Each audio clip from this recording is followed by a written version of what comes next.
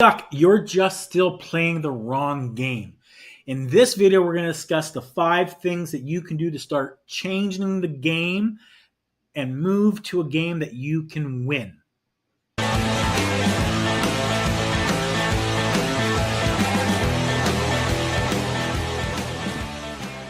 So if you're watching this video, you are somewhere in the $1 million range. Perhaps you're higher, perhaps you're lower, but the goal is to get to the $1 million range. That's who we talk to. We try to help you get to the $1 million range. Once you get to the $1 million range, then you are kind of in survival, but you're able to breathe. Now that dictates and does depend where you live. As an example, someone making $1 million in New York does not make anywhere close to the amount of money as someone that's living in Texas, because the wages, the taxes, all those things are extremely different in depending on the state or province that you're in. So in some provinces, you can be doing really good and living a decent life with 1 million in revenue. Others, you are really struggling because of all the taxes and laws, rules, regulations, red tape, blue tape. So that's the ultimate goal is to get to 2 million. And you can almost say that for sure, wherever you are, whatever state you are or province that you're in, you're doing pretty good. You get past the $2 million mark. Now you are doing very well for yourself. But there's something that you have been forced to do, either knowingly or unknowingly. If you get past that $1 million range, in order to survive, in order to get there, you have to have done it. And that is having systemizations in place, right? Now, many might have the systems in place for the operations because you want to get the operations tight. Just speaking to a customer the other day, right? He has operations in tight, but not the lead generation. It's sporadic. He gets a new lead opportunity here, gets one there. Loses a customer, gets one here.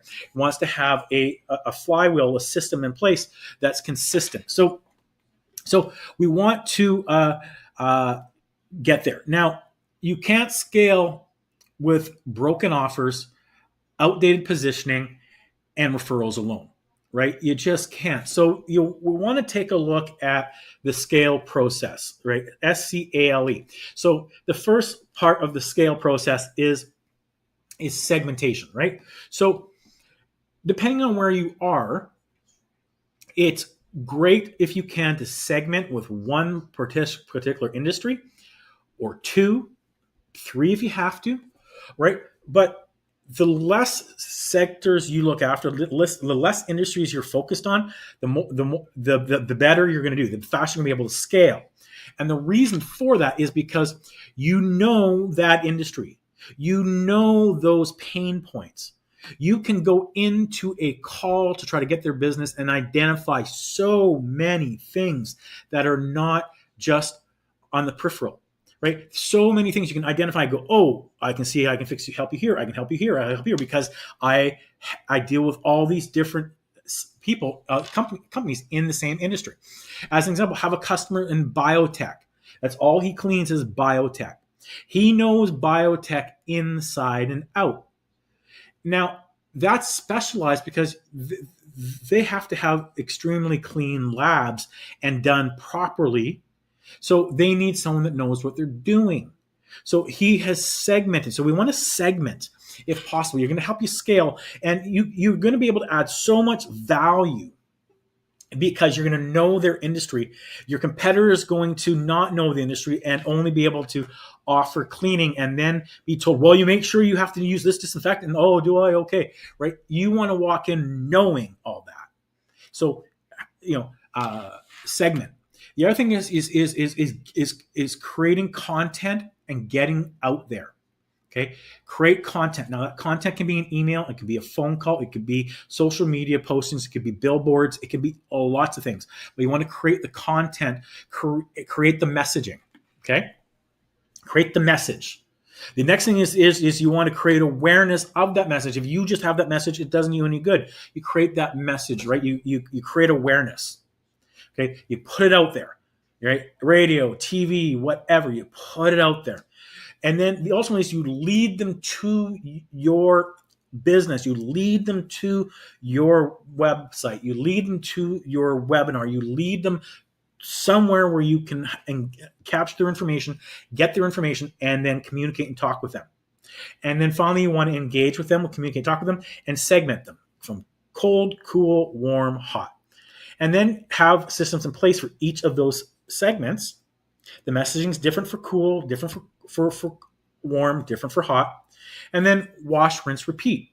And just keep doing that. It goes, your ideal customer, you send the messaging out, you phone, you email, you text, whatever you're doing, you're creating awareness, you're getting them into your hub, you're getting them into your ecosystem, and then you are no longer creating lead generation, you're now prospecting, and you're lead nurturing, you're following up.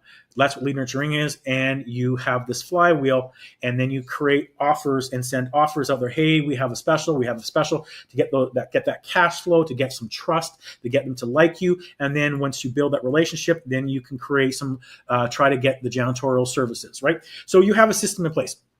So you can't scale with broken offers, outdated positioning, and referrals alone, right? And if your sales and marketing isn't predictable, then you don't have a business, right? You have to have it. It has to be predictable. You have to know what your messaging is. You have to know how you're different. You need to be able to articulate it. Your team needs to be able to articulate it. It needs to be part of the culture. And that just comes by creating it, knowing it, embracing it, and then sharing that message regularly. You need visibility, not credibility.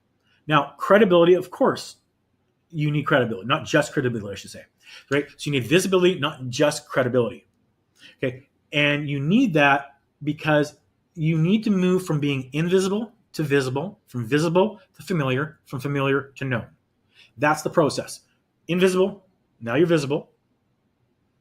Now you move from, they forget about you, to be familiar. Now they're more comfortable with you. They think about you now and again, maybe, or they go, yeah, when they see your business card, whatever, no, I spoke to that guy, or I've seen their ad, or whatever. They're familiar with you. To known. They know who you are. They think of you. And it's no different than if you get in your car, you're driving to a hardware store, you're automatically going to Home Depot without thinking about it, right?